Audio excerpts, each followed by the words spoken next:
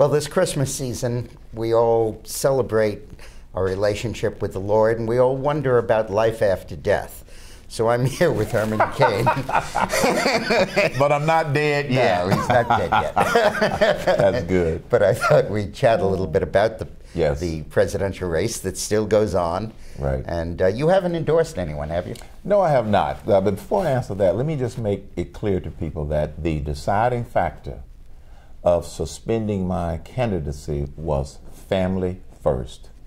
Because with all of the false accusations that were spun and spun and spun, it was just tearing my wife apart, which tore me apart. That was it. Now, that being said... But before you go on to that Yes. being said, I just want to say this. It was clear from the very beginning that Herman had survived these charges. Yes. After the first 100 women came out making crazy false charges, his poll numbers were still really good. And then this last person who had like zero credibility given her background comes out. And Herman was doing fine. It was just with the private factors. So the media strategy to drive you out of the race, the Democratic strategy, was to inflict so much pain on you that you had no alternative but to drop out.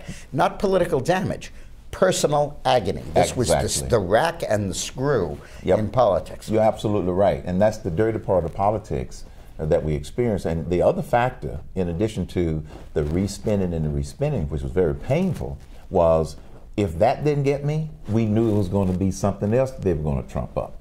And so that's when I made that decision. Now, that being said, even though I'm not still pursuing the position of president, I am still pursuing the mission, which is to defeat Barack Obama. And that's why I haven't endorsed anyone yet.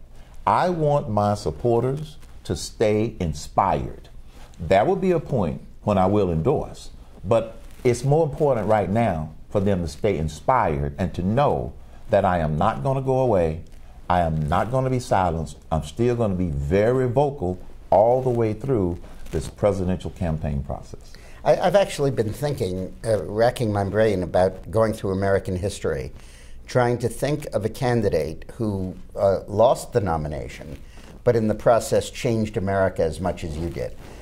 You literally changed the whole national debate from repealing Obama's agenda to proactive steps to change the economy. I remember when you said to me, okay, we'll repeal all of his stuff and then we'll have the same lousy economy we had in 2008 that caused this whole mess in the first place. What good is that going to be? Yes, you're absolutely right. And that distinction is what I believe so many people saw in me as a candidate.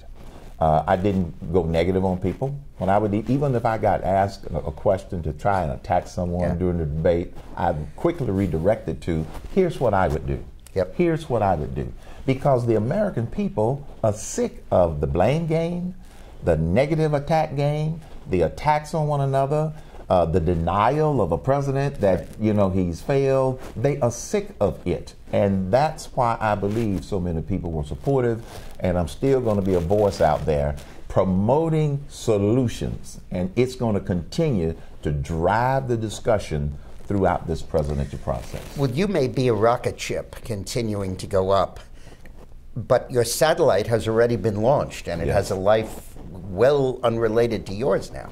999 is going to pass. 999 will be the core of the Republican agenda. The numbers may change a little bit, but when you came in, everybody suddenly embraced the flat tax, and some embraced a consumption tax. And I believe that you took an idea from the fringes of our politics and brought it completely center stage. And I can't think of anybody who has run for office and not won, or not even won the nomination, that has had more impact on politics than you have in doing that. Well, thank you. Maybe Howard Dean in rallying anti-war sentiment in 2004, you know, from the left. But really, I mean, your vindication will come after we win because we're going to pass your program. You're right. Two things you said that are rather ironic when you said that my satellite has already been launched. My pastor, who I talked to last Saturday, used that same analogy. Oh, he did? Exactly the same analogy, saying, Herman, the booster has gotten you into outer space. Yeah. You're at a whole new level. And he's right, and that's what right. you were saying. And I'll mention this to your viewers first. You mentioned 999. We started out with the 999 idea.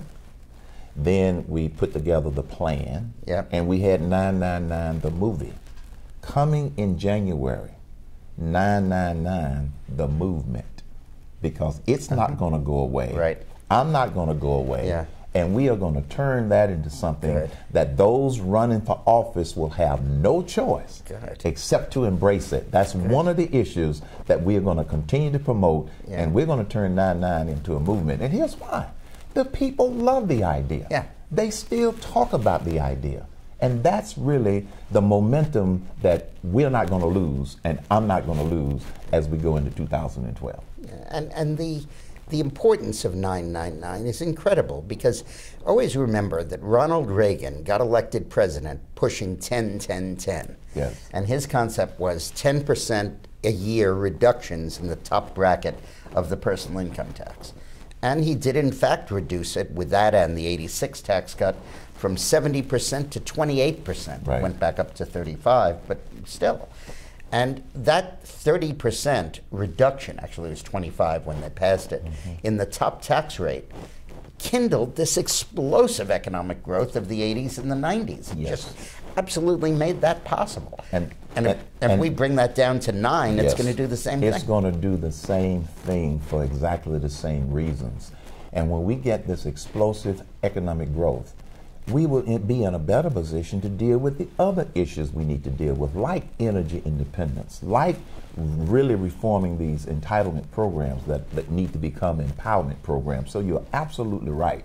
And so this is why it's not going to go away. It's not going away because I'm not going away, and the American people are hungry for it. This will represent 999, passage of that legislation, will represent the biggest transfer of power from the government back to the people since this country started. Incredible.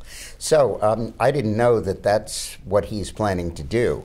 In fact, Herman asked to get together, and I didn't know what was on his mind. Now I think I have an inkling of it. So let me give you a hint. We're going to be working very closely together on making sure this happens. That's great. Stay tuned. Thanks a lot for watching. Have a nice lunch.